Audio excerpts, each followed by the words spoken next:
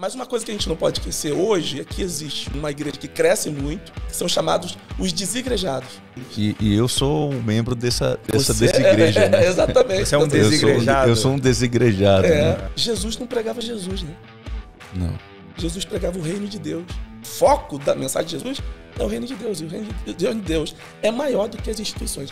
O Brasil é um estado laico e o laicismo é uma das grandes conquistas do Ocidente.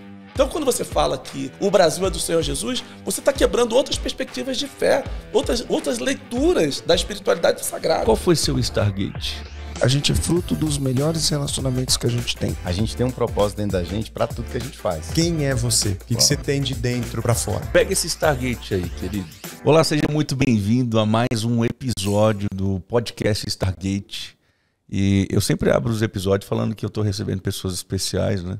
Deixa eu tentar encontrar uma palavra aqui para definir o quanto esse cara é especial. É explosivo. Estou recebendo aqui hoje o meu amigo, o irmão de fé, de longa caminhada, cantor, compositor, pastor. E eu acho que eu vou redefinir você com um novo estigma, né? O explodidor de bolhas.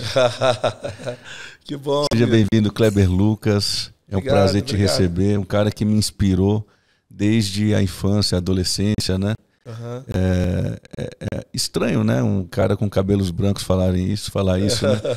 Como é que você se sente quando a galera chega assim e fala: cara, eu te ouvia quando eu tinha 10 anos, quando eu tinha 15 anos e você mudou minha vida e tal? A primeira coisa que eu penso, assim, de uma forma mais filosófica, é sobre a brevidade da vida, né? Porque essa galera que tá olhando para mim, que me ouvia com 10 anos, e às vezes eu tô no evento, tá o adolescente, a mãe e a avó, a mãe da mãe. Então tá lá 3 gerações me ouvindo, e esses dias essa semana eu tava falando uma programação lá no Rio, e a menina falou assim: não, a minha bisavó também te adora. Eu falei: caraca, cara, eu posso ver isso como uma grande derrota, né, cara? Tô velho, mas é legal você perceber que algumas coisas podem ser feitas e se perpetuarem. E eu acho que a minha música, ao longo desses anos todos, ela não tem sido uma música que vem, que passa, mas é algo que marca, como algumas pessoas da história chegam para marcar a história. Eu sei que eu cheguei para fazer isso. E você que ainda não nos segue, por favor, contribua com esse canal para a expansão de consciência daqueles que ainda não conhecem a verdade. Então vem com a gente, se inscreva, clique no sininho, vá para o Spotify para nos seguir também no Spotify, porque eu tenho certeza que a sua vida jamais será a mesma.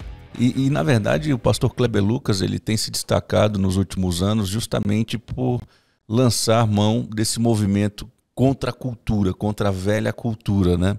E por isso eu trouxe aqui um mega especialista em contracultura, que é o nosso amigo, irmão, o Chicão, né? Mais conhecido como Chicão, né? Ele gosta que chame de Chicão mesmo.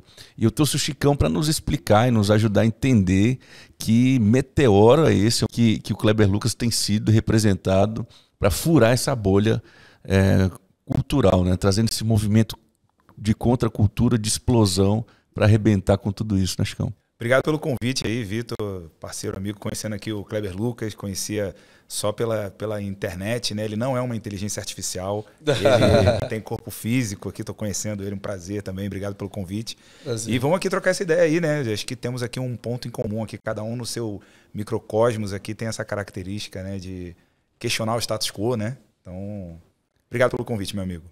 Defina para mim esse movimento contracultural. Olha, a gente pode analisar pela perspectiva histórica, né? A gente teve um movimento de contracultura lá nos anos 60, 70 e que a essência desse movimento era questionar a realidade como ela estava colocada. Então as pessoas naquela época questionavam, por exemplo, por que eu tenho que casar?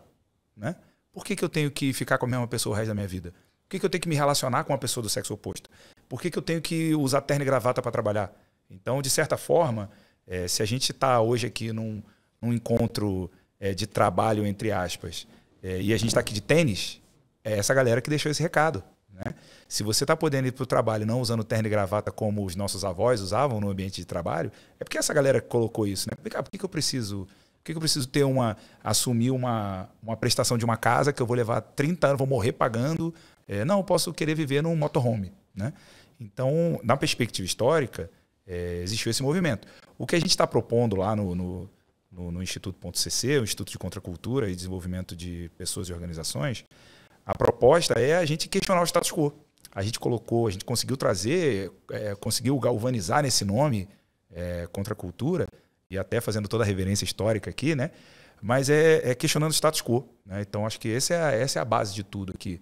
Eu acho que cada um no seu movimento aqui conseguiu olhar e falar, cara, por que tem que ser assim?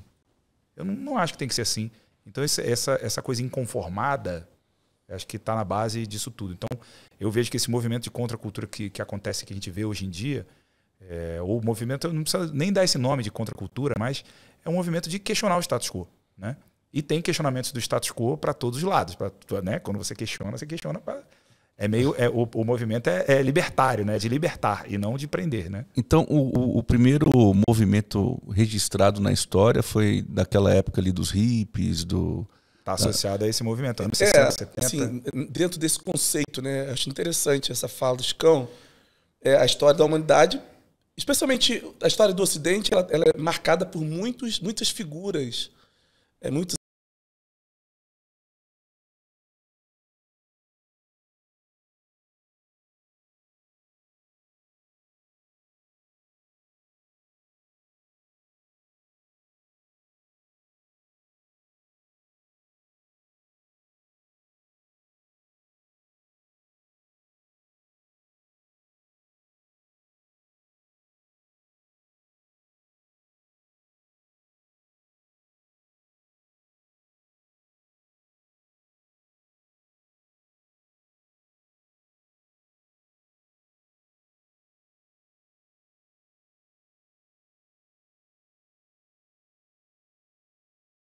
uma moda, um tipo de se colocar, mas era também simbólico no sentido de ser uma prisão, né? Você só pode ser mulher a partir... Uma mulher se veste assim, com esses espartilhos.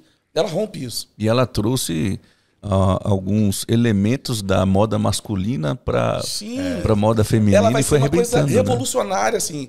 Mas na época... É interessante isso, né? Porque a gente fala Chanel. O Chanel é uma coisa maravilhosa, é uma coisa... que a elite, que todo mundo quer ter... Pô, mas Chanel não foi isso, né? Chanel foi vista como uma mulher... Foi rejeitada. Vulgar. Degenerada, vulgar. Quem que é essa aí que vem querendo romper com as estruturas, né? Atual. Eu gosto de pensar nisso na história, enfim, minha cabeça pensa a história é cheia disso, né? O Mahatma Gandhi lá na independência da Índia, quem imaginaria que um processo de independência de um país passaria pela não agressão? Pelas pessoas sentarem e apanharem da polícia, apanharem lá do colonizador, quietas, sentadas. E isso foi poderosíssimo para dar um recado, né? Então, cara, a nossa história é cheia de pessoas que questionaram o status quo e de alguma maneira, nos ajudaram a ver a vida por uma outra perspectiva, ver uma outra possibilidade. Por que eu tenho que usar roupa de mulher? Imagina que eu sou mulher, eu tenho que usar uma roupa de mulher típica da época. Não. Se eu quiser usar um terninho, não posso. E eu vou ficar deselegante por causa disso, né? Então... a história é cheia disso, né? A gente tá... Inclusive, me lembrando aqui desse movimento de Woodstock, né? Na década de 70 ou 60? 69, né? Saiu agora um filme que está no streaming da HBO Max, chamado Movimento de Jesus. Em inglês é This is Revelation. É impressionante como realmente as gerações estão sedentas por algo novo. E na verdade, Kleber, agora trazendo um pouco para a fé e para a espiritualidade, eu percebo o quanto elas estão sedentas da manifestação do seu sagrado, desse contato individual com a sua divindade, a divindade a qual se manifestou para elas desde a infância, né? E como você se considera dentro desse movimento todo para ajudar as pessoas a encontrarem esse sagrado contra a cultura que elas realmente querem expressar? Dentro da nossa condição judaico-cristã, da nossa tradição judaico-cristã, a questão do sagrado sempre foi vista a partir dos grandes nomes, dos pais, da teologia institucionalizada. O que eu percebo, e talvez isso choque um pouco a maneira como eu faço os movimentos, é quando eu percebo que a teologia, o pensar Deus, está sendo fora da caixa da religião, está sendo uma teologia pública. Então, você pensar dentro de um universo ocidental, judaico-cristão, o sagrado fora dessa coisa institucional, a partir da experiência do sujeito, de sujeitos históricos. Porque eu gosto de pensar que, na fala do Rubem Alves, quando ele diz que teologia não é uma rede que a gente tece para pescar Deus. Teologia é uma rede que a gente tece para pescar a nós mesmos. Então, quando você começa a fazer leituras do sagrado fora dessa coisa institucionalizada e você pensa no sagrado de uma forma pública, que é o sujeito que está vivendo, eu tive um encontro com ele, como aquele jovem que estava na porta, a igreja estava orando, Pedro estava preso, de repente o jovem chega lá e fala assim, olha, Pedro está lá na porta. Eles falam, não está lá, ele está preso. Não, ele está lá, eu vi. Ou como o cego que falou, olha, eu não sei se ele é de Deus ou se não é de Deus. Uma coisa eu sei, eu era cego e agora vejo. Então, essa potência de uma experiência pública de sujeitos históricos que estão falando que tiveram e que têm esse encontro e que são legítimos na experiência delas, fora da institucionalização, fora da instituição, dizendo e questionando, inclusive, eu posso, eu não posso, para mim, isso é lindo, é maravilhoso, porque tem tudo a ver com o verbo que se fez carne e habita no meio de nós, né? Que ele encontra um centurião romano que era o contrário, que era um homem completamente distante das tradições, era o inimigo do povo escolhido. E de repente Deus fala, eu nem em todo Israel eu vi fé como a desse homem, como uma mulher sirofenícia, que está lá, olha, Jesus fala, não convém pegar o pão dos filhos e dar para os cachorrinhos. E a mulher fala, a resposta dela foi, olha, mas os cachorrinhos comem as migalhas que caem da mesa. Então a mulher quebra Jesus porque ela tem uma experiência com o sagrado que é pública, não é institucional, não estava baseada na Torá, não estava baseada em nada, estava baseada naquele sujeito ali, na vivência dela. Então, quando eu falo dessa coisa de que sai para lá, é o sujeito que está falando que teve encontro com Deus. Vamos respeitar a experiência do outro. Isso choca. Então, por isso que esses sacerdotes, né, das religiões se desesperam com a sua fala, com a sua narrativa? Acho que é. Porque, eu não sei, tira o sono de algum... Porque tira a força da organização. Então, assim, a gente cria organizações... Sabe aquela história vamos juntos aqui criar uma agência de proteção ambiental. Aí a gente cria cargos, pessoas para trabalhar na agência de proteção ambiental. Ela existe para proteger o meio ambiente. Aí, a partir do momento que as pessoas começam a trabalhar nessa agência, elas primeiro vão defender o interesse da agência e depois do meio ambiente. Então, toda a organização acontece isso, né? Você cria uma organização com um objetivo coletivo, só que primeiro, com o tempo, começa a aparecer o objetivo da organização por si e depois o interesse coletivo. Fazendo uma análise do ponto de vista aí de Woodstock, né, como você trouxe, que foi a primeira manifestação histórica, né? Ali naquela época, as vozes que se levantavam, elas foram completamente rechaçadas pelo governo americano, né? Até por conta da guerra que estava acontecendo, e os jovens começaram a se questionar se eles realmente tinham que ir para o Vietnã ou não. A partir desse prisma, você considera que os líderes hoje religiosos eles estão muito preocupados com a fala e a narrativa de pessoas como o Kleber Lucas, e por quê? Eu acho que assim, eu não sou exatamente um religioso, né? Eu não tenho religião, mas isso não significa que eu não tenho interesse no meu sagrado. Isso é muito legal te ouvir. É isso, cara. É só isso. Então, eu acho que assim... A gente poderia parar aqui e tomar o nosso vinho. Eu tô com essa expectativa, porque a gente... Entendeu? É isso. Então, nesse aspecto, eu sou meio uma persona dessa conversa aqui também, né? Mas eu acho que o interesse das religiões ser maior ou menor em relação ao Kleber Lucas está relacionado, que eu vejo, a questionar a existência dessas organizações, independente de quais são. Então, assim, é o que eu falo até para os empresários, né? A gente fala muito com empresários. Eu falo sempre para os empresários que estão no nosso ecossistema e tal. Cara, um negócio, uma organização, um CNPJ, que pode ser de uma igreja, pode ser, enfim, né? De uma ONG, de um governo estadual. Um CNPJ existe por um objetivo social, para o objetivo da sociedade. O CNPJ existe para resolver um problema da sociedade. Se o CNPJ para de olhar para isso e começa a olhar só para os seus problemas, a tendência é que a sociedade não queira mais que aquele CNPJ exista.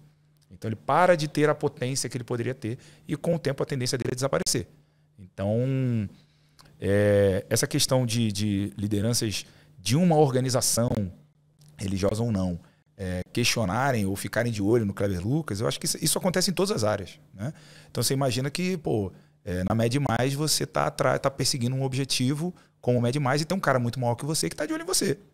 Ele está de olho na sua movimentação para entender o que esse cara quer, o que esse Vitor aí quer da Med Mais. Porque então acaba representando uma ameaça, né?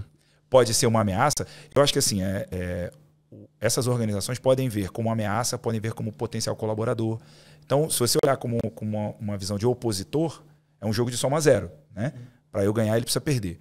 Quando você vê com um olhar de colaboração, é um jogo de soma positiva. Quanto mais o Kleber Lucas fala da religião, da fé, do sagrado, mais gente interessada em religião vai existir.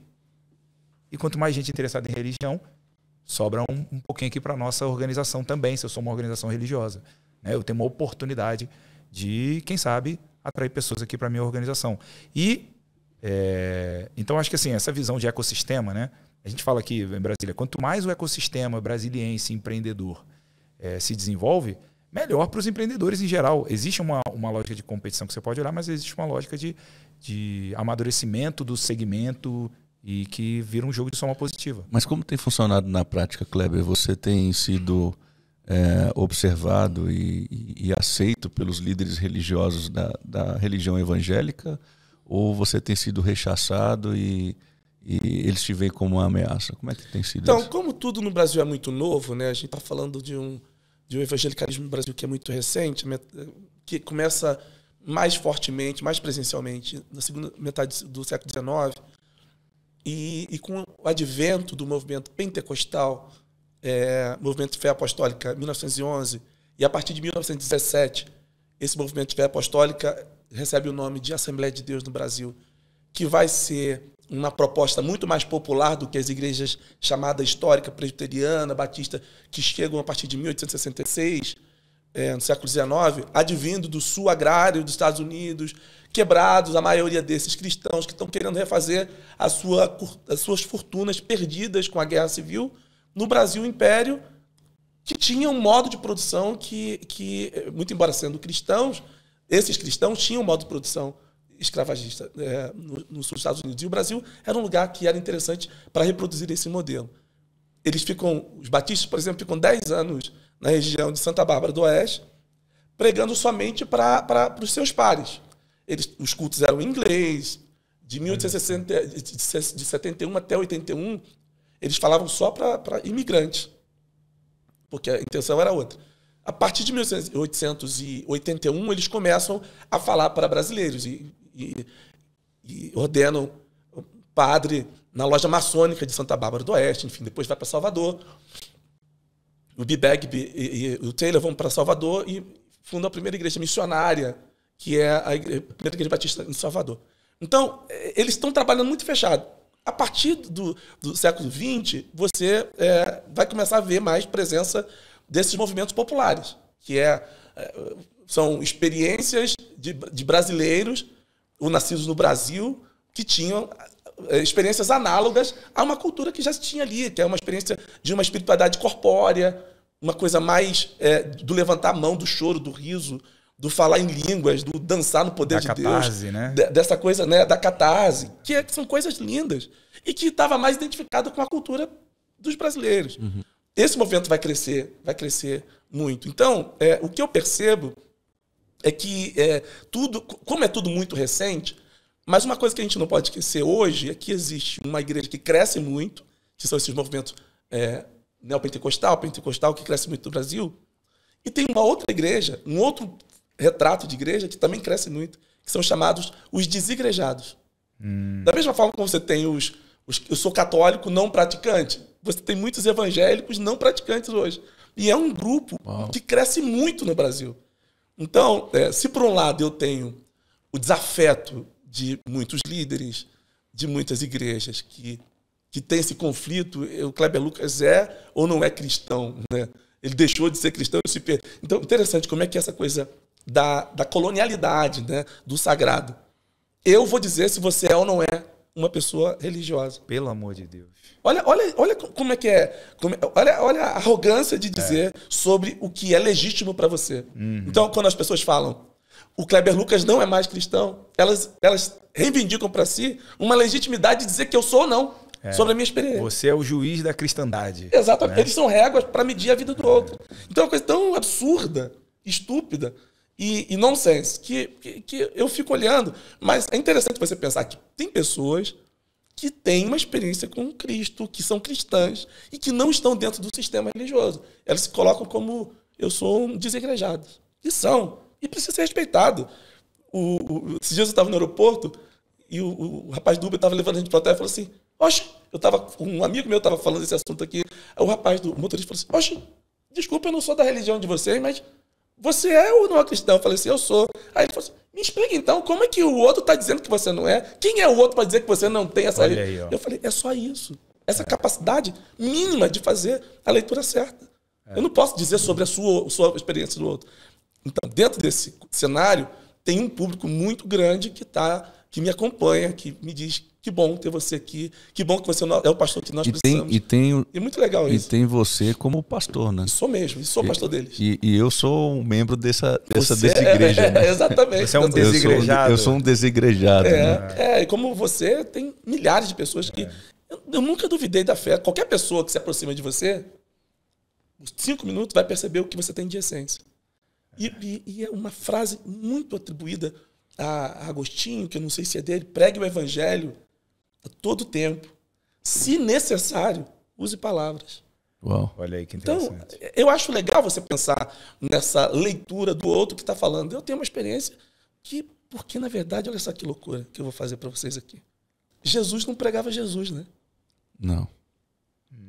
Jesus pregava o reino de Deus. E a mensagem do reino de Deus era muito mais uma expressão, estava na oralidade, do que num livro. Ele não deixa nada escrito e nem mandou escrever nada. Mas ele fala que o reino de Deus é uma mesa partilhada. É aqueles que têm fome e sede de justiça.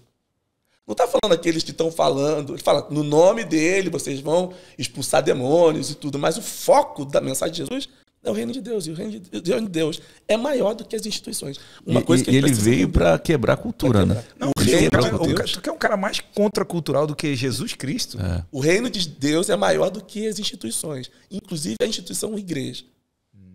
O reino de Deus está, muitas vezes, onde a instituição igreja está ausente. Ou não tem coragem de estar. O reino de Deus está gritando quando, muitas vezes, a igreja está silenciosa. Diante das injustiças, diante de genocídios, diante de exclusão de seres humanos. Então, o reino de Deus se manifesta onde, muitas vezes, as instituições não estão. Tira o poder institucional.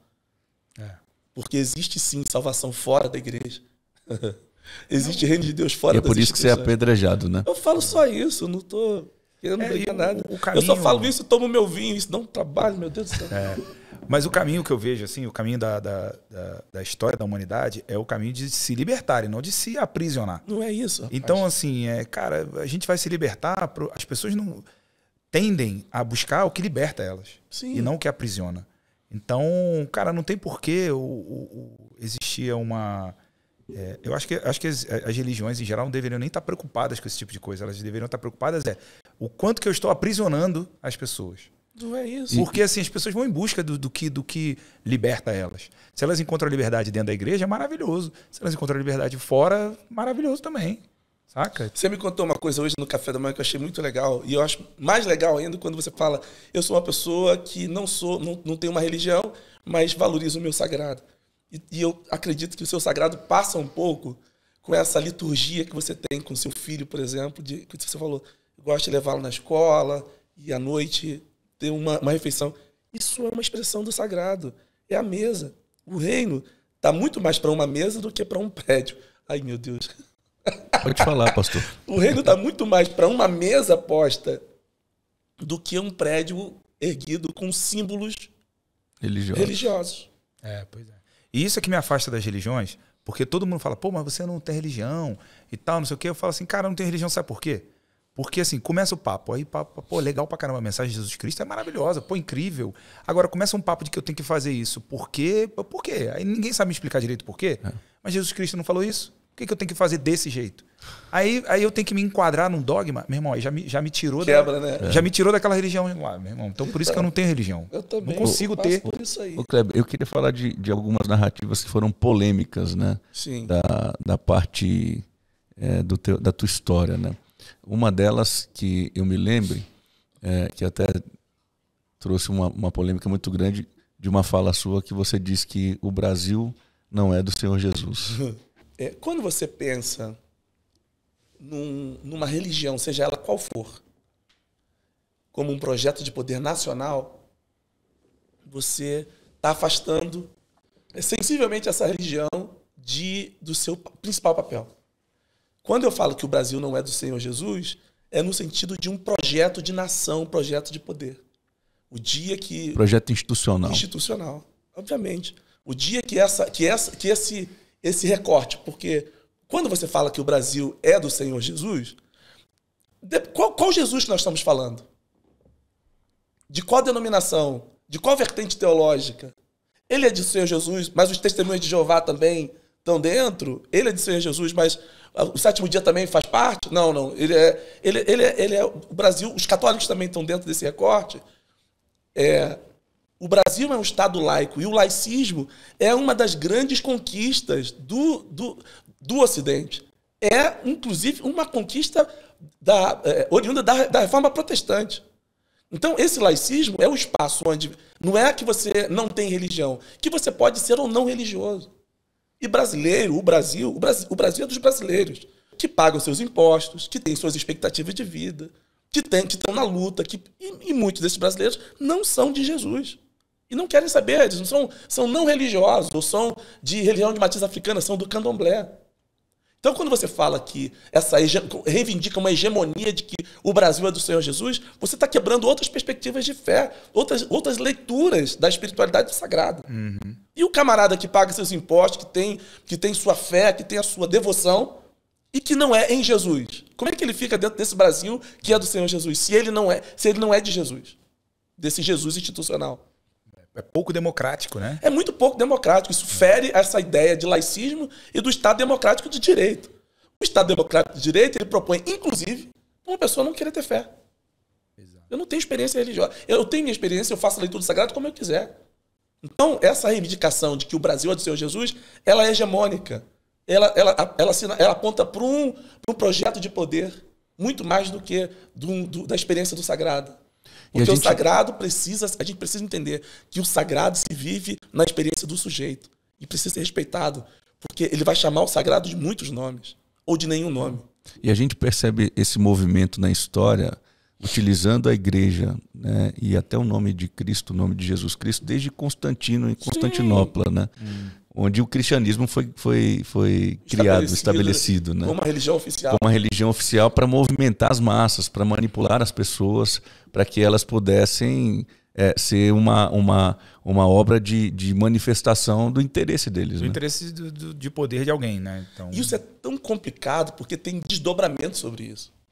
Porque vem aqueles que defendem o fato de que o cristianismo cria a ideia de Ocidente. Olha os benefícios que tem o Ocidente por causa do cristianismo. Ok, isso é maravilhoso. Você não pode negar o fato de que o cristianismo contribuiu muito para o estabelecimento do Ocidente enquanto avanços democráticos e tudo mais. Você queria que tivesse na mão das feiticeiras, tivesse na mão das bruxas, tivesse na mão... Não, olha só, a ideia não é essa. Você não pode usar o cristianismo, os benefícios do cristianismo, para justificar um projeto de poder. Pelo amor de Deus. Será que a gente não vai aprender nada com a história? Todas as vezes que a igreja saiu desse lugar de ser a portadora da boa notícia e passa a ser um projeto de poder, os males que ela também é capaz de fazer, chancelando inclusive genocídios históricos. Chancelando a escravidão moderna, chamada escravidão moderna, que foi totalmente respaldada pela igreja, pelo movimento protestante, inclusive. Pegando esse gancho, eu vi um podcast teu com o Caetano Veloso, e você falou da música Mais Alvo que a Neve. Eu falei tantas coisas, eu falei isso também. Você falou sobre isso. Como você considera esse trecho da música que a gente cresceu cantando, eu cresci cantando, né? Sim. Alvo mais que a neve. É lindo. Assim, quando eu falo da recepção, isso gerou um pano para manga, assim, as pessoas ficam assustadas nelas, perdem um pouquinho, até mesmo a beleza da dialética. Porque quando você tem o dogma, o fundamentalismo religioso, você perde a beleza da dialética. Sim. Da gente sentar e discordar. Eu não acho que seja assim. Legal, eu acho que é isso. Qual que é a sua visão sobre isso? Foi o que eu já falei em muitos lugares. É o que eu acredito, é uma recepção, não é? Quando você vê, por exemplo, Paulo justificando, dizendo para a igreja, você que é livre, aceitou o Senhor, continue livre. Você que é escravo, aceitou Jesus, continue escravo. Isso ele está falando lá no Novo Testamento, que faz pouco sentido ali naquele contexto de um Império Romano que era majoritariamente de... Mas quando você pega essa mesma leitura no século XVI, você está fazendo uma coisa chamada recepção, pelo amor de Deus. Uma recepção de uma ideia. A nossa música no Brasil, de uma forma toda, foi repensada. Algumas músicas foram repensadas. Por exemplo, marchinha de carnaval. O teu cabelo não nega mulata. O que é mulata na cor, mas não pega. Se a gente ficar junto, você... Então, você começa a fazer a leitura. Pô, isso aqui não faz sentido. Eu avancei tanto. Será que eu não posso fazer autocrítica da minha vida, da maneira como eu vejo o outro? É só isso. É quando o século XIX, o século XX, faz uma recepção num ambiente escravista, num ambiente de um Brasil recém-saído, recém-emancipado. Você está cantando. Pessoas pretas estão chegando numa igreja, num cristianismo branco, e estão cantando. Venha para Jesus, venha para Jesus. Porque quando você vem para Jesus, você vai ficar branco. Isso diretamente está ligado a uma visão de mundo de embranquecimento. Não tem colonialista, como. Colonialista. Venha para Jesus que o sangue de Jesus, que é rubro, diga-se de passagem, te deixa branco. O que é isso? Como é que a gente continua cantando? Agora, tem uma memória afetiva? Óbvio, eu gravei Alvo Mais que a Neve. Óbvio que tem uma memória afetiva. Você canta algumas coisas que estão carregadas de sentimentos. Você tem, que fazem parte da nossa história, da memória familiar, da mesa posta. Só que a gente, não apenas na inódia brasileira, como na vida, a gente precisa fazer leituras, as novas leituras e releituras de histórias que vivemos no passado que hoje a gente tem que repensar. Será que isso é legal? A gente faz isso na nossa vida. Eu falei que eu tive uma fala um pouco ruim com determinada pessoa lá no passado e você tem uma outra oportunidade de você rever aquele momento e falar, cara, acho que eu mandei mal lá naquele dia lá com o fulano. E você não tem a oportunidade de chegar para ele e falar, pô, cara, naquele dia lá eu achei que eu estava coberto de razão, mas eu estava viajando. Cara, te peço desculpa. A vida não é assim, gente? Ô, Chico, eu acho que você é da minha igreja também. É o mínimo que você faz leitura. Quantos pais falaram, eu prefiro ter um filho morto, bandido, do que ter um filho gay? De repente ele vai ter um filho gay, ele vai ter que decidir se vai matar o filho, ou se vai desejar a morte do filho, ou se vai acolher o filho. Eu falei, era um outro contexto. Eu estava brincando, eu não estava pensando, eu não estava entendendo o quanto que a minha fala dialogava com outras falas. A criação boa foi a minha, que eu levava costas e suas com vara de goiaba. Eu levei sua de vara de goiaba. Eu nunca bati nos meus filhos. Pois é, e se fosse assim, a gente já está vivendo no tempo das cavernas ainda, né? Exatamente. Porque o bom mesmo era na pedra lascada. E se a gente for puxar isso aí, vai chegar em lugares muito sinistros da história da humanidade. E por isso que eu acredito que esse movimento é muito importante para reformar, para trazer vozes como a do Kleber, né? Nessa bolha evangélica, para questionar o inquestionável, questionar quem... Não existe inquestionável, nada é inquestionável. Exatamente, questionar o absolutismo, né? A visão absoluta, não é isso aqui. Pô, por que a Revolução Francesa foi, já que você está falando de absolutismo, por que a Revolução Francesa foi um marco na nossa trajetória, pelo menos ocidental? Porque, cara, aconteceu uma revolução popular no exemplo mais bem acabado de absolutismo que existia na Europa naquele momento. Todas as monarquias absolutistas se inspiravam na monarquia absolutista francesa. E aí os caras ficam perplexos de ver uma revolução popular acontecendo no exemplo mais bem acabado de absolutismo. Um lugar que era a vitrine do absolutismo europeu. Então, isso foi chocante. E é tão importante que a gente cita isso até hoje. Então, cara, se a Revolução Francesa conseguiu questionar o modelo mais bem acabado de absolutismo, cara, assim, nada é absoluto. né? Nada absoluto. E com essa fala do Chicão, como você enxerga o seu propósito, pastor? Porque eu percebo que passa pelo seu propósito ser essa voz contra a cultura. Você tem as suas crenças, que são Sim. de berço cristão, você crê em Jesus Cristo, não é verdade? Sim. Mas o seu propósito, como você enxerga isso? Eu acho que passa um pouco. Uma das coisas que eu percebo que tem muito a ver com a minha vida é você fazer essa síntese de espiritualidade com uma vivência pública.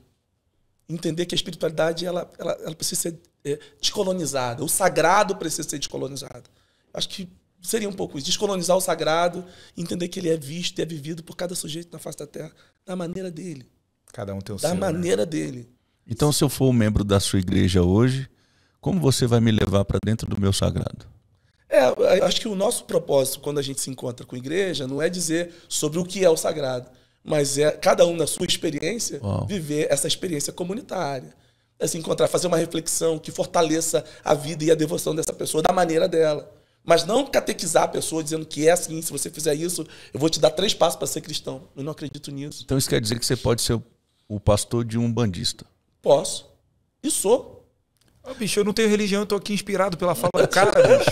Eu posso, não só posso como sou. Tem pessoas que tem mães de santo que vão lá na Soul, às vezes falam assim, pastor, eu vim aqui porque eu decidi fazer um propósito e vim aqui alguns domingos. E vai com a sua indumentária. E você não tem o propósito, o objetivo de converter ela? O que é isso, né? O que é a conversão? A pergunta é essa, né? E o que poder eu tenho para converter alguém, né? Baseado em converter a quê? A mim. Porque quando Deus quer atrair para ele e mudar o sujeito, Deus fala direto com a pessoa. O papo com Deus é reto. Ele tem o jeito dele de falar com cada um dos seus filhos na terra. Eu não entendo quando fala assim, eu tenho que converter. Não. Por que você precisa ser um intermediário, né? Por que eu tenho que pagar o pedágio de estar naquela organização, naquela outra organização, naquela outra instituição? Se eu tenho uma linha direta com o cara, por que eu preciso de você para me dizer? Então, aí, olha essa contradição, olha o paradoxo.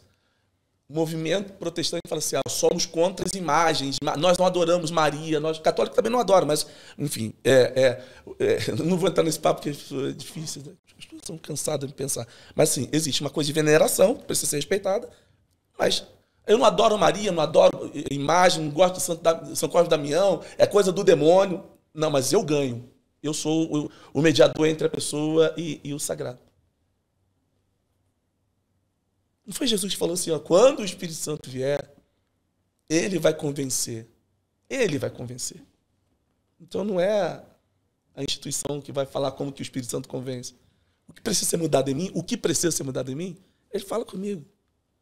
E muitas vezes as mudanças precisam acontecer, inclusive rompendo com meus próprios dogmas. Né?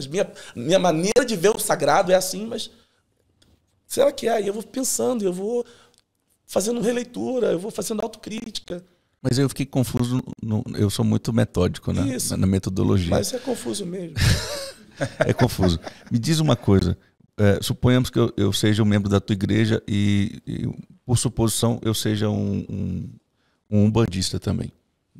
Estou passando por um momento difícil, uma fase complicada e eu lhe peço uma oração. Eu oro por você. Em nome de quem? Em nome de Jesus. Você está vindo a mim? Eu oro por você em nome de Jesus. Eu só oro em nome de Jesus. Mas eu respeito. Tem uma música do Chico e do João Bosco que é linda. Ele fala assim, eu choro em Yorubá, mas oro para Jesus. Uau. Isso é lindo. Essa não é a história do Brasil, gente? Sim. Eu choro em Yorubá, mas eu oro para Jesus. Então, assim, você quer que eu ore por você? Eu vou orar em nome de Jesus. Porque eu creio, a minha fé, a minha experiência. A sua fé e o seu sagrado em nome de Jesus. E o cara tá te mandando coisa boa. Tu vai, cara, no mínimo, não vai ter efeito nenhum. E no máximo, vai te levar para um outro Aí, outro o que acontece? A pessoa vai para a igreja, agora ela aprende essa coisa do dogma, desse fundamentalismo. Mas a avó, que sempre foi a melhor pessoa do mundo para essa pessoa, é mãe de santo. Agora eu não posso mais pedir bênção para minha avó, porque minha avó é do demônio e eu sou de Jesus. Olha isso, gente. A avó é do demônio. É isso que acontece. É isso que cara, que eu não vou mais na casa da minha avó, porque a comida dela é consagrada. Cara, isso é muita loucura, irmão. Muito. Isso é muita Cara, loucura. isso é um nível de doideira, assim. Mas A é o que tua tá aí. avó... A minha avó, a comida dela é consagrada, ela consagra os ídolos. Então eu não vou mais pedir bênção na minha avó. Minha avó não vai orar mais, não vai rezar mais por mim, não vai colocar mais a mão na minha cabeça, não vai mais me dar, porque agora eu sou de Jesus e ela é do demônio, né? Por quê? Por que é do demônio? Porque me ensinaram que é, porque tá na Bíblia. Olha só o detalhe. Onde é que tá o interruptor aí do demônio aí? Que uma hora ela era uma pessoa maravilhosa na sua vida, uma hora ligou...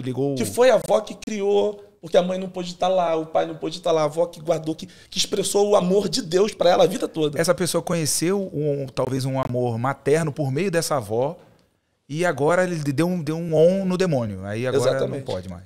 Exatamente. Então, assim... É um sincretismo absurdo, né? O sincretismo... O Nina Rodrigues vai falar muito sobre o sincretismo e se tem ainda no Brasil é muito da definição do conceito de sincretismo. Mas o que é o sincretismo se não o encontro de um sujeito com o outro? Nós saímos daqui hoje, você vai deixar uma coisa para mim, já está deixando. E eu estou deixando uma coisa para você. Isso é troca. Isso é sincretismo. Que foi encarado de forma pejorativa. Não, né? sincretismo religioso. Não, os negros, ele vai falar aqui, os negros realmente não se convertem, mas eles disfarçam as suas conversões para sofrerem menos dos senhores. Então, o que eles fazem é sincretismo. Eles continuam adorando, eles continuam tendo a fé e as expressões dele lá e estão dizendo que são católicos. Esse conceito, em linhas gerais, desse sincretismo do Nina Rodrigues. Mas o sincretismo é onde encontram esses sujeitos. Né? Eu estou aqui falando, você está falando. Eu tenho minhas convicções, você tem a sua. Eu vou sair com algumas perguntas sobre as minhas convicções e vou sair acrescentado sobre outras. Vou sair acrescentado sobre coisas que você está falando, sobre dizer, eu não sou religioso, mas você já me tocou hoje no café da manhã falando de um sagrado que me inspirou, que me levou a uma reflexão. Isso é sincrético, gente, pelo amor de Deus. E é um pouco do que o Brasil precisa, né? Nós vivemos um mundo de polarização muito grande nos últimos anos, né? E olha que interessante. O Kleber tem um posicionamento de esquerda, é meu amigo, meu irmão, e eu tenho um posicionamento de direita, de liberdade econômica. Cara, tá tudo bem. E tá tudo bem. A gente toma vinho, a gente conversa, Sim. a gente se ama, a gente, né? Chora. E por que eu tenho que odiar o Kleber? E por que o Kleber teria que me odiar? Sabe? Eu acho que é muita falta de amor mesmo. Perdi de Deus, amigos, né? Perdi amigos, inclusive de Brasília, né? Que fizeram escolha por as suas ideias foram mais fortes do que aquilo que deveria ser a base de tudo, que é o amor, né? É uma coisa tão estúpida, né? E a nossa história, a história do Brasil é a história da mistura. Mas olha só, quando ele fala de um purismo, né, ele fala do sincretismo em contraponto a um purismo. Como se a Europa, ou tudo que tenha vindo da Europa, fosse puro. Houvesse um purismo cultural. Sim. Cara, o que a gente mais tem são esses encontros, são essas fusões que existem de culturas, de ideias, de crença. Aqui no Brasil você encontra judeus e muçulmanos morando e convivendo de uma forma mais simples, mais tranquila, mais pacífica do que em outros lugares. Sim. Você tem clube sírio-libanês e você tem a hebraica. E são trocas, e são encontros incríveis. São sínteses possíveis de... Quer dizer, quando eu levo um padre Fábio lá na minha igreja, quando eu levei o padre Fábio... Foi uma polêmica imensa, né? Saiu na Veja. O pastor falou assim, ele vai levar a mãe dele também? A mãe dele não era mãe, era Maria. Aí, tá manchando o altar de Deus, um pastor falou no microfone da igreja dele, lotada. Tá manchando o altar de Deus levando um padre. Pô, cara, eu falei, cara, se você fosse um décimo do que é o Fábio, cara... Enquanto figura humana, uma espiritualidade. O padre Júlio Lancelotti também. Tem uma obra social maravilhosa aí, vai criticar. Não, mas ele é comunista. Ele é adorador da besta. Então, assim, você vê essas coisas, essa dificuldade. Por exemplo, eu tenho um amigo que é babalorixá. Ele é um amigo já de muitas datas que a gente faz junto uma caminhada contra a intolerância religiosa, um intelectual, uma pessoa amiga, de dentro da minha casa, eu sou dentro da casa dele, de comer na casa dele, e a mulher dele a mulher dele é casada há mais de 40 anos com uma mulher que é da Assembleia de Deus. E é legal ver aquela coisa sincrética dentro da própria casa dele. Uhum. A filha dele teve uma filha e falou, pai, eu quero batizar minha filha, mas eu não vou batizar no terreiro. Eu quero batizar na igreja do Kleber Lucas. Aí, ó. Aí o pai fala assim, cara, não tô entendendo. Eu batizei todos os meus netos e netas. Ele tem 6 filhos, um monte de netos. Você quer batizar onde? Não, eu quero batizar na igreja de Kleber Lucas. Eu quero que você ligue para ele agora e pergunte se ele batiza minha filha, se ele apresenta a minha filha. Aí ele me liga e fala assim, olha só, tô com um problema aqui em casa, minha filha falou que não vai batizar, não vai apresentar a minha neta, nem na igreja da mãe dela e nem no meu terreiro. Ela quer que você apresente. Pode? Eu falei assim, pode. Então vem você, vem tua mulher, vem a família toda, vem os dindos, as dindas que eu vou apresentar. Levei lá para Soul, foi aquela festa que a Soul faz sempre, muito bom sendo uma igreja micro, né, pequena. Uhum. Eu subi para apresentar a netinha do Ivani, chamei a mulher dele e chamei ele para estar junto. E na hora que eu levantei a neta, no colo, no alto, a mãe da Assembleia de Deus estava segurando uma ponta, o Ivani, que é babalorista, estava segurando a outra, e eu estava ali no meio, fazendo aquela apresentação. Ele ficou lindo, profundamente emocionado, porque ele não imaginou que eu faria aquilo. Ele ficou lá, pai, apresentou todos os netos, e foi lindo. E todo mundo gostou, e foi uma coisa maravilhosa. A filha dele chegou esses dias para mim e falou assim, pai, eu vou me casar. A outra filha. E quem vai fazer meu casamento não vai ser nem o pastor da minha mãe e nem você, lá no terreiro. Vai ser o pastor Kleber Lucas. E você vai ter que chamar o pastor Kleber Lucas para fazer o meu casamento. Você faz isso. E ele ligou, cara, tô com outro problema aqui. Minha outra filha quer casar, mas disse que não vai ser nem no terreiro, nem na igreja da mãe dela. Quer que você faça o casamento. Eu vou fazer o casamento. E o que você acha que vai acontecer? Eu vou chamar o Ivani e vou chamar a mãe dele para estar comigo lá na hora de abençoar. Porque, cara, eu vou fazer uma bençãozinha ali de uma oração. O cara abençoa a filha dele há 30 anos, 30 e poucos anos que a filha está todos os dias. E esse respeito, né? E respeito. A minha noiva é católica, né? A Thay. E vamos casar. E eu convidei o meu pastor, né? Pastor Kleber Lucas, para fazer o casamento. 1º de julho. Com o padre, né?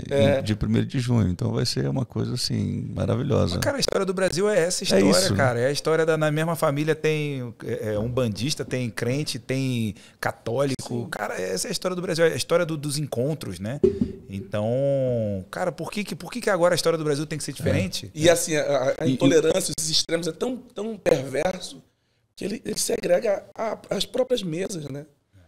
Eu não vou lá não, porque quando ele vai, eu não vou, porque ele é da macumba, ou ele é do não sei o quê, ele é do terreiro, ele leva a comida consagrada. Cara, é uma estupidez tão grande, meu Deus. E como foi quando você foi convidado para cantar lá no terreiro? Foi uma bênção, cara.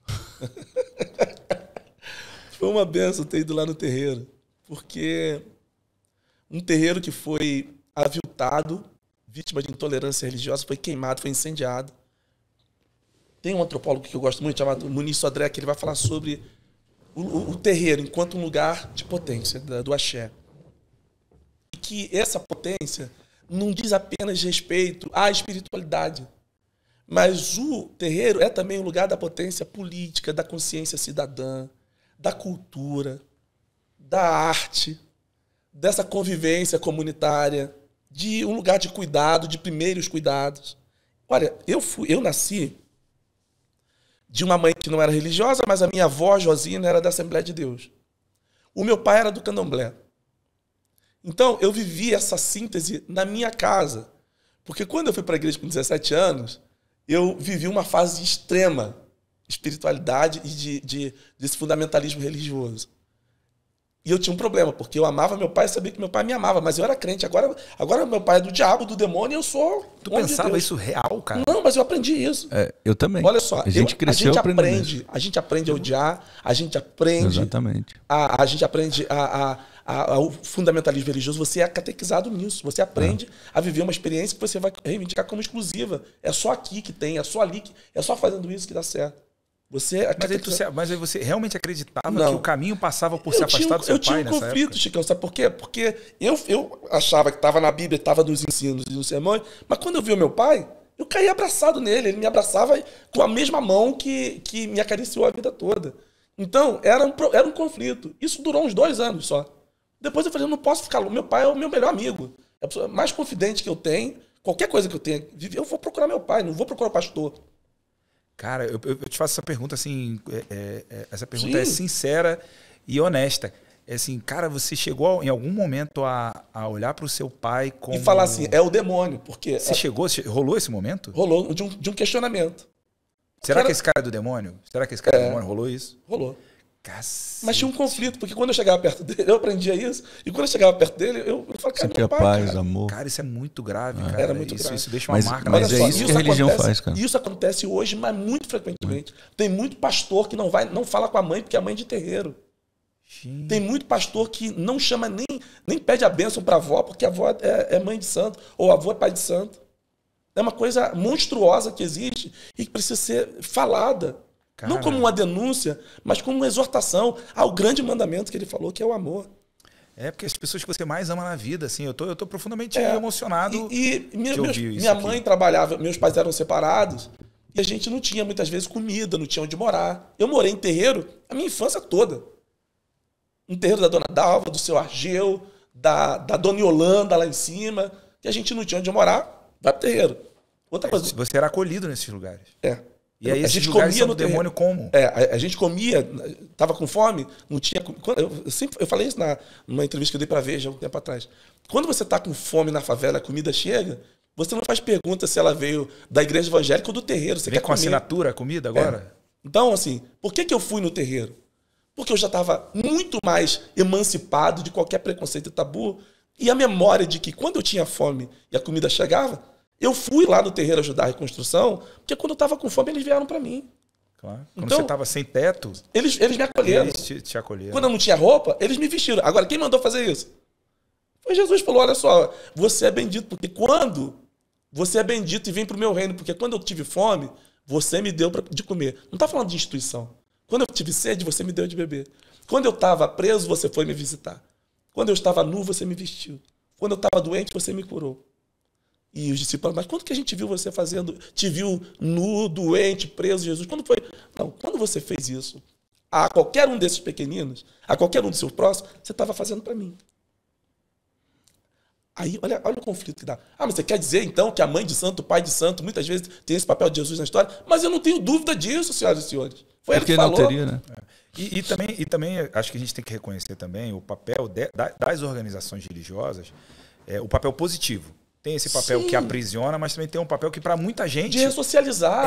É a salvação para muita gente. Mas uma coisa não pode anular a outra. Exato. Eu não posso usar esse valor que ninguém faz mais reparação de história na sociedade brasileira do que a igreja evangélica. Ninguém recupera mais dependentes químicos do que a igreja evangélica. Sim. Mas eu não posso usar esse valor para estabelecer um projeto de poder. Exato. Então, porque a gente faz isso, é isso, tem que ser isso agora. O Brasil do Senhor Jesus. Não, o Brasil dos brasileiros. Cara, essa divisão dentro das famílias, a gente tem, assim, eu naturalmente vivi essa divisão política dentro das famílias. A divisão religiosa, eu não vivi tanto, né? Assim, realmente... Mas a religião evangélica, ela nos ensina desde o berço. As primeiras memórias que eu tenho da religião evangélica foi por volta dos 4, 5 anos. E ela nos ensina desde o berço a segregação. Então, a segregação existe com as músicas. Você só pode ouvir música se for produzida de forma cristã ou evangélica, na verdade. Porque se você ouvir outras músicas, as outras músicas são do diabo. E aí você vai perder sua alma. Você só pode comer ferrando alimentos, a vida dos músicos. Assim, consagrados a Jesus e tal. Você não pode comer um alimento que seja de uma outra... né, experiência religiosa, né? Nós chegamos ao ponto de, não sei se já ouviu essas teorias, né, de que a Coca-Cola teve uma época que cruzaram o rótulo da Coca-Cola e apareceu um chifre no cruzamento do rótulo, tirava, cara, muito Aí foda não isso, podia tomar Coca-Cola. Aí não podia tomar Coca-Cola, a gente não podia tomar Coca-Cola. Não, os meios de comunicação, né? Não assista não assista a Globo lixo, porque é do demônio. Se você não quiser assistir a Globo, não assista. Mas não bota no campo do sagrado tá aqui e o maligno tá lá. É a mesma lógica que se usa para dizer que aqui tá Deus e ali tá o demônio. É a luta do bem contra o mal. Cara, isso é uma alienação. E uma guerra muito grande. Pra curar isso é muito grande. Ele vai precisar ainda vai levar um tempo para fechar o que feriu por dentro. Porque, cara, é muita estupidez. É muita alienação em cima de um dogma, em cima de dogma. Tem consequências assim. Tem consequências absurdas. Com a vida das pessoas. E eles montaram uma indústria de produção de conteúdos que vai lavando a mente das pessoas, convertendo a mente delas e tornando elas alienadas, né? E aí essa palavra é interessante porque eu me lembro do livro O Mais Esperto que o Diabo, né, escrito por Napoleão Hill, que ele simula ali uma entrevista com o diabo, e na entrevista ele pergunta para o diabo quais são os meios que ele manipula os 95% da população que está sobre a manipulação dele, né? E aí ele vai falando os meios, ele cita as escolas e cita as igrejas. E ele fala como ele faz isso, que é por intermédio desses dogmas, desses paradigmas que vai alienando as pessoas, impedindo elas de pensarem. E ele diz, olha, o meu objetivo final é impedir as pessoas de pensarem por si só. Porque quando eu conseguir fazer isso, elas não vão manifestar a imagem e semelhança de Deus, porque Deus é um grande pensador e um criador. É impressionante, cara. E é exatamente isso que a gente percebe dentro das religiões, né? Quando eu fui lá no terreiro, e interessante, né? Que a gente está falando sobre pessoas, nós três aqui temos perfis de muita similaridade. Apesar de termos as diferenças, temos muita similaridade. Não, temos aqui um desigrejado, temos aqui um pastor e temos um sem religião, mas, no entanto, a gente se encontra em algum ponto. Isso. Né? Muito embora o meu lugar como pastor é questionado por muitas pessoas que estão assistindo. Mas olha só, interessante. A gente entendeu uma coisa. Quando eu fui lá no terreiro entregar uma doação que não foi levantada pela Soul, a minha comunidade de fé, mas foi por uma igreja cristã de Ipanema, R$12 mil para ajudar na reconstrução do terreiro, nós fomos entregar em 28 pastores. 28 pastores estavam lá. Foi um café da manhã que eles fizeram maravilhoso no terreiro, e a gente chegou e comeu, e eles não acreditavam que nós chegaríamos lá. E estava todo mundo lá, eu cheguei, eles não acreditavam que eu estava chegando, e foi uma festa assim, solidária, sabe? Uma das experiências mais lindas que eu vivi na minha vida. E foi uma das experiências mais lindas que eu vivi na minha vida, que foi uma das principais causadoras dessa política de cancelamento. Mas foi porque você foi no terreiro que começou, que o ataque aumentou em você, é isso? Ele virou assim, minha vida virou de cabeça para baixo do ponto de vista de agenda. Mas foi muito bom, porque quando eu vi que tinha uma multidão de intolerantes e raivosos de costas para mim, quando eu olhei para trás, eu vi uma multidão infinitamente maior de pessoas que me acolheram das universidades, outros religiosos também, de outras experiências religiosas. Foi feito... Então, quando eu cheguei lá, só para fechar aqui a conversa, quando eu cheguei no terreiro, estava aquela turma toda de pastores, os pastores chorando, mãe de santo, pai de santo, todo mundo se abraçando, e chorava porque, cara, você imagina o quão disruptivo foi uma igreja, uma movimentação de pastores dizendo o seguinte, olha, nós temos a nossa fé, a nossa convicção, mas nós acreditamos no Estado democrático de direito. Nós não íamos ficar felizes em ver nossos templos sendo aviltados porque as pessoas não gostam de mim, não gostam de nós. Então, a gente tem fé diferente, mas a gente tem similaridade no respeito e no diálogo. Por isso que a gente veio aqui trazer uma oferta de R$12 mil. Você imagina, a mãe de Santa, a Conceição de Sá, ela chorava, ela falou assim, eu não estou acreditando que vocês estão aqui fazendo isso. Foi uma das experiências mais lindas que eu vivi. Isso virou um rebuliço de ódio. Eu saí de lá, de Caxias, quando eu estava indo para Urca, para Gávea, meu telefone começou a tocar, teu nome tá no G1, teu nome está em tudo quanto é canto, a Jade está todo dizendo que você saiu da igreja, que você não é mais pastor, que você tomou banho de pipoca, que você virou babalorixá gospel, cara, mas ele falou que você é gospel. Ele falou assim, você não é mais nada, tua vida acabou. E foi um tempo difícil, mas depois eu vi que aquilo que uma fala muito interessante, né? Que quando nasce a doença, é exatamente que nasce a cura, né? Quando surge a doença, é exatamente que nasce a cura. Então, aquele dia foi uma cura, foi uma libertação para mim, foi uma das libertações, né? Algumas das amarras que me aprisionavam. Foi um dos Stargates. Um dos Stargates. E aquilo me colocou de volta num lugar de acolhimento tão grande que eu fui numa programação que teve em Salvador esses dias, chamado Afropunk, um evento maravilhoso, com 20 mil pessoas, e eu fui lá. Um evento de cultura negra, tá? E foi muito, muito bacana. Na hora que eu entrei no espaço, fui convidado pela organizadora e tal, cara, parecia Jesus, cara. As pessoas vinham tocar, sabe? Falar, pastor, chorava, eu sou filho de pastor, não sei o quê. Eu cantava na igreja, eu passei músicos cantando, falando. Ontem eu estava no Blue Note, lá de Copacabana, e tinha um show de um amigo meu lá que estava lá. Os músicos todos estavam lá, assim, de grandes bandas. Depois dessa fala vai sair no G1 O pastor Kleber Lucas diz em podcast que é Jesus Cristo.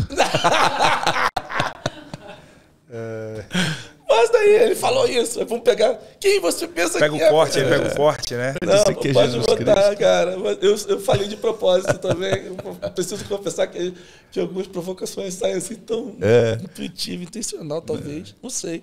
Mas assim, estar nesse lugar de ser acolhidos por essas pessoas, então, às vezes, algumas crises são necessárias para gerar outras coisas. O Gil canta uma música maravilhosa que ele fala aqui sobre a paz, ele e o João Donato, ele fala que uma bomba sobre o Japão fez nascer um Japão da paz. E às vezes algumas coisas caem na nossa cabeça assim para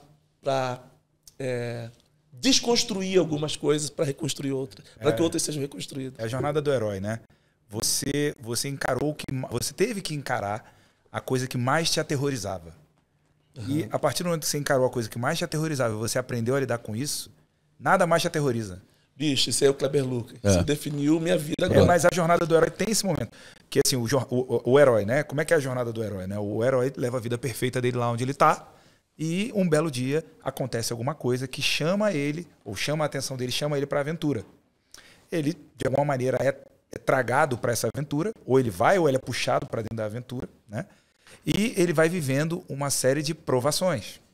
Então ele vai encarando pequenos vilões, né? Que vão deixando ele um pouco mais preparado. Ele não sabe disso, mas vão deixando ele um pouco mais preparado para encarar o grande vilão. O chefão. E o chefão maior de todos, a coisa que mais aterroriza ele. E ele descobre que o grande vilão é uma coisa que é dele. É ele mesmo. É alguma coisa que estava lá dentro dele.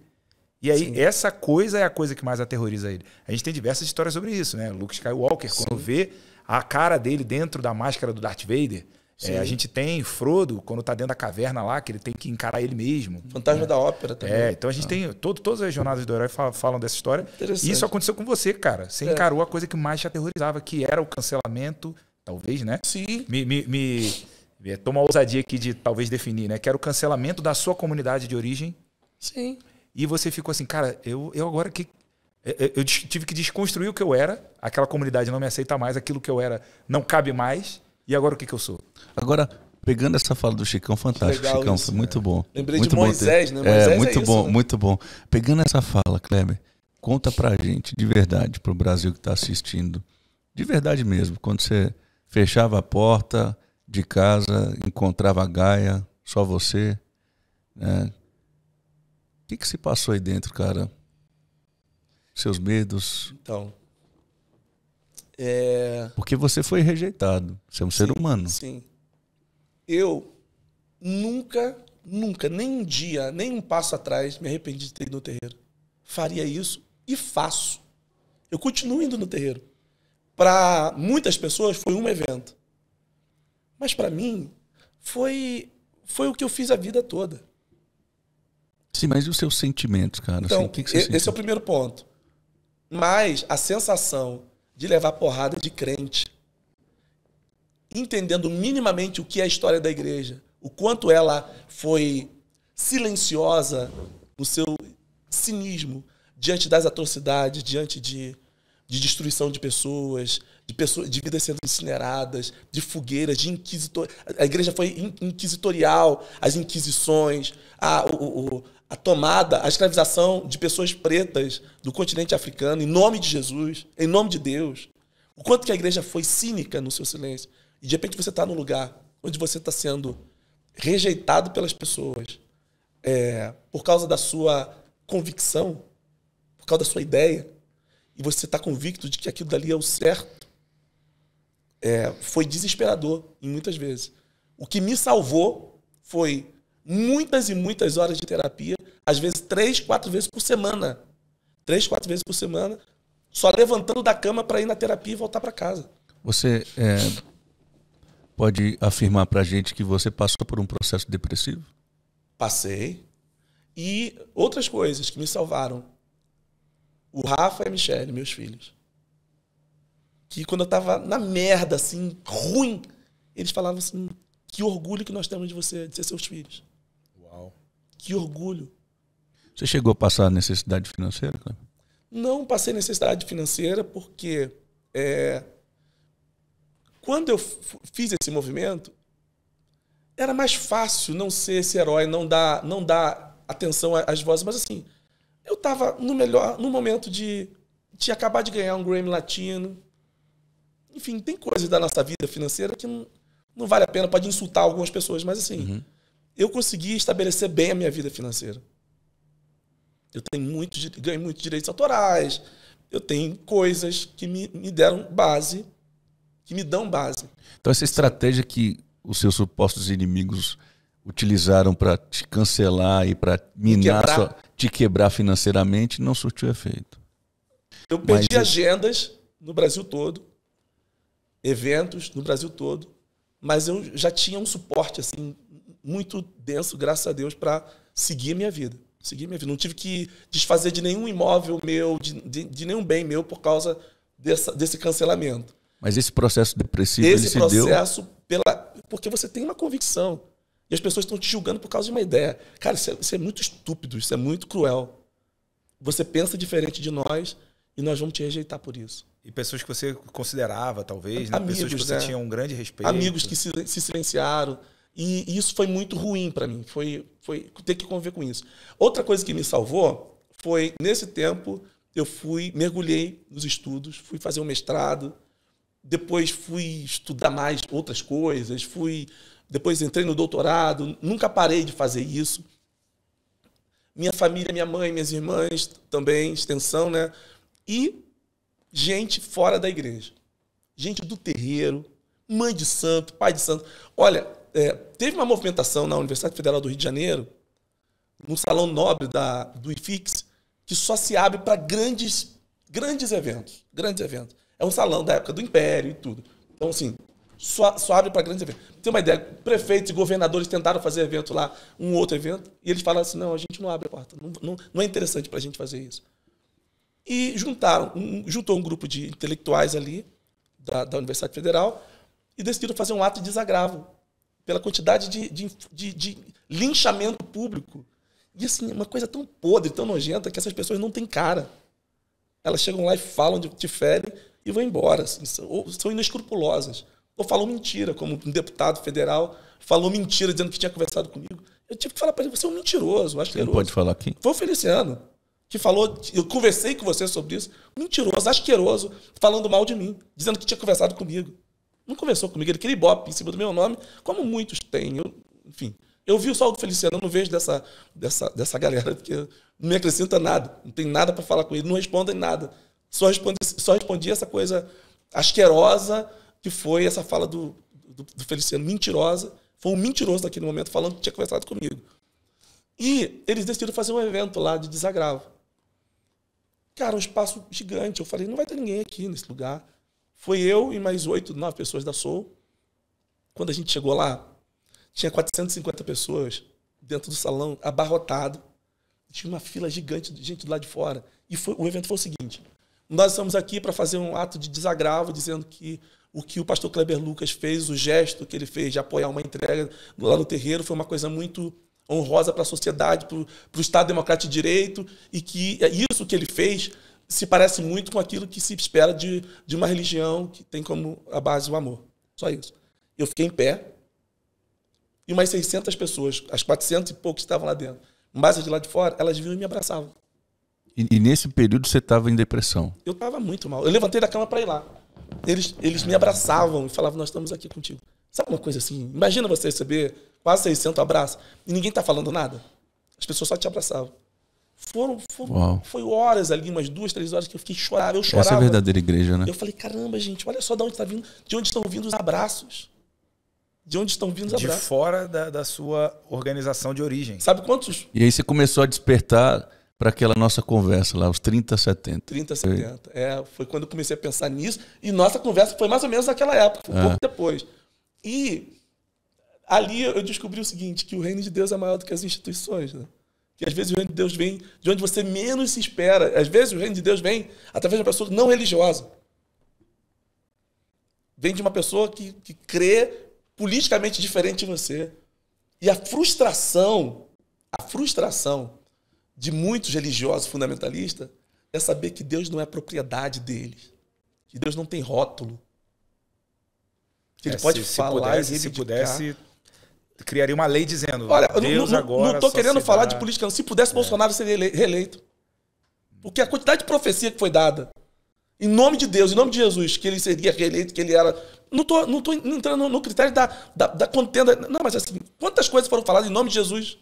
Quantas orações, bandeira na cabeça, igreja pintada, todo mundo de camisa se apropriaram, falando, né? Ajoelhado, bota a mão na cabeça, todo mundo profetiza, já ganhou. Aí chega o Micaías lá e fala assim, não, eu sou meio profeta Micaías. Depois a gente fala sobre esse profeta. Mas Kleber, e como é que você saiu desse processo, cara, desse poço aí? Tempo, né? Tempo e novas oportunidades. Porque quando tudo cai, e eu sabia, eu sabia exatamente o que aconteceria, não tinha noção, porque você está ali numa situação que você é inédita, né? De que seria tão feroz assim, tão hostil. Muito embora eu não tenha me arrependido. Mas eu deixei o tempo passar, fui fazendo outras coisas, fui descobrindo um Japão da paz, um caminho novo, de coisas incríveis que me aconteceram e que têm me acontecido, que eu ouso dizer para vocês aqui que eu faria tudo a mesma coisa. Faria a mesma coisa. Mas de alguma maneira, cara, o herói estava pronto para encarar aquele vilão, né? Por mais que alguma coisa dentro de você já tinha te deixado preparado para encarar aquela situação, a situação mais aterrorizante. Então, essas coisas trágicas acontecem nas nossas vidas e a gente consegue dar a volta por cima, porque de alguma forma a gente estava preparado para aquele momento. Aquele momento não tinha outro... Aquilo que aconteceu não tinha outro momento para acontecer. Não poderia ser nem um pouco antes, nem um pouco depois. Só poderia ser ali, daquele jeito, naquele formato. Porque, de alguma forma, você estava pronto para encarar aquilo. Uhum. Né? Então, puxando o gancho aqui na jornada do herói, né? A gente... Cara, você vê, pega todos os heróis aí que a gente quiser falar aqui, bíblicos ou não, de alguma maneira foi foda. Uhum. Mas, de alguma maneira, esses heróis tinham as coisas de que ele precisava para passar para o próximo nível, né? Para o próximo momento. Então, e coisas novas aparecem. Então, porque você foi rechaçado por um grupo, você olhou para o lado e você viu outras coisas. O mito da caverna se encontra muito aí. Tem um texto, tem uma passagem que eu gosto de Jesus falando. Se o grão de trigo caindo em terra não morrer, fica ele só. Mas se morrer, ele dá muitos frutos. Então, algumas coisas precisam declinar, elas precisam... acho que é isso aí, né? Quando você percebe que Paulo, quando ele fala que tudo aquilo que ele conseguia, que ele considerava lucro, ele considerou perda para ganhar coisas maiores. Então é um pouco isso, você se desvencilhar de algumas coisas, você sair de um lugar absolutamente confortável e não ter que olhar para um lado, e não ter que olhar para a questão da intolerância religiosa hoje no Brasil, que é uma situação real. Né? Quando eu estou falando, eu vi o seu susto quando eu falei de pessoas de netos que não falam, não pode ir na casa da avó, porque a avó, ela aprendeu agora que está na igreja que a avó é de uma religião do demônio, do mal, e ela é do bem. Ela não pode comer. Imagina, uma neta não pode comer na casa da avó, porque ela é de Jesus e a avó consagra a comida. Posso trazer um cara de uma outra religião aqui, o Newton Bonder, né? Meu ele amigo, é um rabino. Meu irmão. Né? Então, ele tem um livro maravilhoso, A Alma Imoral. Sim.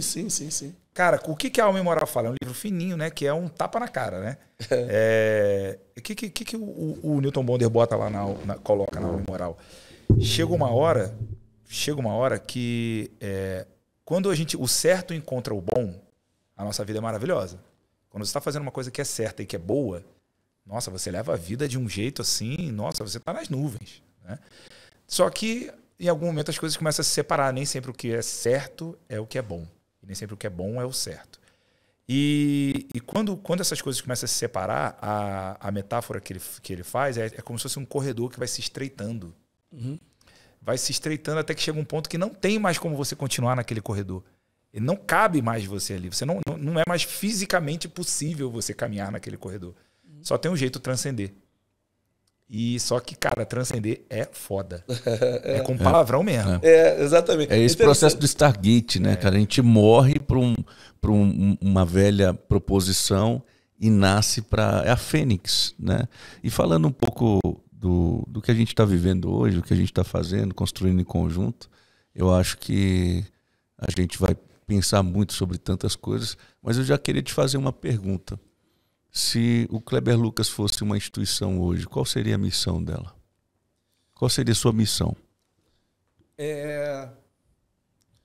Sobretudo, é promover grandes encontros de liberdade, onde a espiritualidade fosse cada vez mais pública e respeitada por isso. É um Woodstock gospel? Não é isso. Não estou falando. Então é uma coisa secular? Não, é uma coisa humana, uma coisa pública, onde cabem pessoas independente de gênero, independente dessa coisa ética, do desafio étnico, da questão dessa convivência de classe, mas um lugar onde esses encontros promovessem melhoras no ser humano. Eu fui criado na favela e moro hoje no Arpoador. É uma distância muito grande, mas que bom poder ter amigos na Barra da Tijuca, no Quintas do Rio, onde tem minha casa, e moro no Arpoador, e ter amigos do complexo. Que bom é sair da minha casa, do meu mundinho ali, e ir para Olaria ou para dentro da Cidade de Deus e descobrir pessoas incríveis ali, intelectuais incríveis, capitais simbólicos assim que me acrescentam, são altamente enriquecedores, que de repente as trocas podem promover crescimento mútuo dentro das suas respectivas necessidades. Se eu posso acrescentar numa transformação de um ambiente ou de pessoas através do meu capital, tenha ele a expressão que for, seja religiosa, seja de negócio, seja um capital intelectual, e eu troco com pessoas. Quando eu aprendo a fazer meditação e dar bom dia para o porteiro, né? Sabe essa fala que não adianta você fazer meditação e não dar bom dia para o porteiro. Ontem eu vivi essa experiência muito legal, que eu parei, eu estava esperando um amigo que a gente estava indo para o Blue Note, ele atrasou uns 20 minutos e eu fiquei na portaria batendo um papo com o porteiro, assim, ele falando das coisas dele, da experiência dele, que ele quebrou, porque ele pediu as contas para levar a mãe para Paraíba, e foi a pior coisa que ele pôde fazer, porque ele chegou lá, achou que ia mudar de vida, quebrou e voltou. E eu falei, cara, ele também quebrou. E eu já quebrei algumas vezes. E o cara tá falando comigo, ele quebrou assim, ele recebeu o acerto do salário dele e quebrou ali. Não tinha dinheiro para voltar. Ele falou, sobrou só um pouquinho, eu entrei no ônibus e voltei, seu Kleber. E voltei da Paraíba para cá e reconstruí minha vida. Hoje eu estou feliz, eu trabalho de noite aqui, um dia sim, um dia não. Daqui a 7 anos eu me aposento. Eu fiquei ouvindo assim, eu falei, caramba, cara. Eu se conectando, recuperei minha vida. Como que você não tem esperança ouvindo uma coisa dessa? Eu quebrei, mas eu recuperei minha vida. E a vida para ele é o saláriozinho que ele recebe, daqui a 7 anos vai se aposentar, e trabalha de porteiro à noite, um dia sim, um dia não. E tá tudo certo. Criou a filha, que mora em São Paulo, casada, eu moro com a minha mulher, a gente tem a nossa filha, construí minha casa. Eu separei 3 vezes. E aquele camarada quebrou e outras coisas não quebraram na vida dele. Mas ele também quebrou. Então, assim, você trocar nesse espaço. Às vezes que eu vou para a cidade... Um espaço humano, né? Um espaço onde a divindade, ela respeita a humanidade, né? E ser humano é isso, né? Ser humano cara, tem muitas dimensões da nossa vida. Tem uma dimensão econômica, tem uma dimensão produtiva, tem uma dimensão afetiva, tem uma dimensão que é sei lá, espiritual.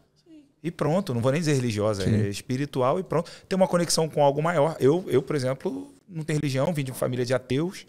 E, cara, ao longo da minha vida eu fui descobrindo, eu acho que a racionalidade não explica tudo, não. Talvez tenha mais coisa aí. E pronto, velho. Eu descobri uma nova dimensão da minha vida que estava adormecida, né? Então, essa é a experiência humana, né? Que é essa multipolaridade de coisas, né? E por que a gente tem que se fechar numa ideia, né? Muito bem, gente. O papo tá bom, mas já estamos aí há quanto tempo já? 1h20. Caramba, 1h20, foi o que foi. A gente nem percebeu, né? eu tô com fome e sede. Vamos lá. Kleber, para encerrar, Essa água aí eu já bebi. já bebeu, ele quer outra água, quer um vinhozinho. Quero vinho pra mim. Obrigado. Meu Eu tô irmão, bebendo só água, só pra só deixar água. claro. Gente, só água, tá? Poderia ser outra coisa, mas no momento é só água. É só água. Meu irmão, deixa para os nossos seguidores uma mensagem de como passar por esse Stargate, né? Que é essa via dolorosa e expandir a mente para cumprir seu propósito. Então, eu acho o seguinte, tem um texto que Paulo fala o seguinte: ninguém pense de si mesmo além do que convém. Não lançar, talvez das palavras que eu deixaria, não lance todas as expectativas sobre o que você foi até hoje. É muito bom ter uma história de milhões de CDs vendidos. Muito bom ter uma história de Grammy Latino. Mas que bom foi também ganhar um prêmio da Multishow há, sei lá, 3 semanas atrás. Que bom descobrir coisas novas na caminhada e sentar. Que bom foi para mim naquele dia que nós conversamos sobre o 3070. Que bom foi te ouvir e sair, não aderindo suas ideias, mas sair com a possibilidade de pensar diferente. Eu voltei, eu achava que eu estava num lugar confortável. Eu voltei para casa com aquela conversa nossa. E eu fui percebendo o quanto que, muito embora eu não tenha verbalizado aquilo, a minha convicção, ou a mudança, a transição, eu saí com essa coisa sincrética, né? Com a sua contribuição na minha vida, que eu fiquei pensando e fui fazendo alguns movimentos da minha vida, e dá para perceber claramente isso, Com certeza. que foram consequências daquela conversa. Uma conversa pode mudar uma vida. Então, se você chega pronto, eu detesto sentar com gente que tem todas as respostas, que sabe tudo. Você vai falar uma coisa para ela, ela já sabe o que você vai falar, e ela já fez o que você está falando, ela já conhece alguém que... É um horror. Porque eu gosto da dialética. E, às vezes, você pode saber tudo, mas aprenda um lugar de escuta, porque talvez tenha alguma coisa ali que vai mudar essa coisa, sua convicção, esse caminho que você já percorreu, pode acrescentar. Então, não lance todas as expectativas. Ninguém pense de si além do que convém. Você não tem todas as respostas. E algumas coisas que são respostas para você, talvez você vai ter que repensar daqui a pouco. Então, essa é uma palavra que eu gostaria de deixar aqui para vocês. Bebam água, porque faz bem também para a saúde. E vinho. Vinho é a bebida de Jesus, né? E se você acredita em Jesus, você tem que tomar vinho. Tá tudo certo, tá tudo em casa, né? Francisco, deixa uma mensagem para os nossos seguidores de como eles podem atravessar esse Stargate ou até encontrar esse momento de expansão de consciência. Olha, eu acho que, de certa forma, eu vivo isso, né? Assim, eu comecei como biólogo, eu poderia ser só professor ou cientista, não queria ser nenhuma coisa nem outra. Tentei fazer, aí fui para a segurança do concurso público, não deu certo. Fui ser empresário, quebrei. Então, assim, cara, não existe um caminho perfeito. Então, assim, o tempo todo na minha jornada, eu via amigos meus se inspirando em figuras que eram mais sêniores do que eles e querendo trilhar o caminho deles. Maravilhoso, se isso te deixa bem, te deixa feliz, siga. Mas eu não tinha isso, né? Então eu ia meio tateando no escuro. Mas eu acho que eu volto naquele ponto que a gente colocou aqui da jornada do herói. De alguma forma, quando a coisa acontece, de alguma forma você está pronto. De alguma forma era para ter acontecido daquele jeito, naquele momento, nem um pouco antes, nem um pouco depois. E como é que você transcende, né? Por exemplo, algumas leituras me ajudaram. A Alma Imoral me ajudou muito em alguns momentos. Sim, sim. Né? Poderia ter sido uma palestra do Newton Bonder, né? Então, o que sempre me ajuda é, cara, de alguma forma, eu estava pronto para continuar. E eu sempre fui atrás no meu caso, eu fui atrás do que me motivava. Qual que era o meu propósito? Por que eu estava fazendo aquela coisa? Isso sempre saca? Parecia uma nuvem que ficava passando na minha cabeça. Por que eu estou fazendo isso? Aonde eu quero chegar com isso? Então, tive a oportunidade, por exemplo, eu fiz um estágio na Petrobras, né? E eu rapidamente vi que eu ia dominar aquilo ali em poucos anos, ia passar 28 anos da minha carreira copiando e colando. Aí eu comecei a projetar, né? Cara, daqui a 28 anos eu vou estar copiando e colando isso aqui que eu estou fazendo. Cara, eu não quero. Uhum. Então, isso sempre me ajudou. Eu estava fazendo aquela coisa, eu olhava e falava, por que eu estou fazendo isso? Projetando, no longo prazo, eu me vejo fazendo isso. Questionando, né? E eu falava, cara, então não quero. Aí não fui ser nada do que se esperava de mim. Um beijo para minha mãe aí, para meu pai, mas assim, eu não fui nada do que se esperava de mim, cara. Então, e tá de boa. Provavelmente você, meu amigo, você, minha amiga que nos assiste, tá passando por um momento de transcendência, né? Cara, você não precisa ser nada do que se espera de você, cara. É a sua vida, você leva a sua vida do seu jeito. Só existe um jeito de levar a sua vida, que é o seu. Então, o pastor Kleber Lucas descobriu o jeito dele, o Vitor Reis descobriu o dele, eu descobri o meu e assim vamos. E no final, o que eu sou? Eu não sou nem biólogo direito, não sou nem empresário direito, eu não sei direito o que eu sou até hoje, mas eu tenho um porquê, né? O meu porquê é fazer a ponte entre o mundo dos negócios e o mundo da sustentabilidade. Dependendo de onde eu tô, muito legal isso. Dependendo de onde eu tô, eu sou o empresário ativista. E dependendo de onde eu tô, eu sou o ativista empresário. Mas tá tudo bem como você me define, mas o meu, para mim, tá muito claro o que eu tenho que fazer. Então, eu não quero só falar para especialistas e ativistas e não quero só falar para empresários. Eu quero justamente que as coisas se encontrem. Eu tô aqui, ó, eu levo de lá, trago daqui. Então, eu sou tudo menos o que se esperava de mim lá no começo da minha vida profissional. Muito bom. Então, eu deixo para você, meu amigo, minha amiga, seja você, cara, só tem um jeito de levar a sua vida, que é o seu jeito, não tem outro jeito. Maravilha. Muito obrigado a participação de vocês. E eu acho que eu posso resumir tudo aqui dizendo a você, seja um exímio questionador. Pense, questione, não seja massa de manobra, não faça parte da grande massa que é manipulada por conceitos tão superficiais. Pense e enriqueça sua vida com propósito e poder. Gratidão. Muito obrigado. Gratidão. Obrigado por tudo. Obrigado pelo convite aí. Prazer conhecer esse grande pastor Kleber Lucas. Pessoalmente, obrigado pela oportunidade aí, Vitor. Tamo junto. Valeu, gente.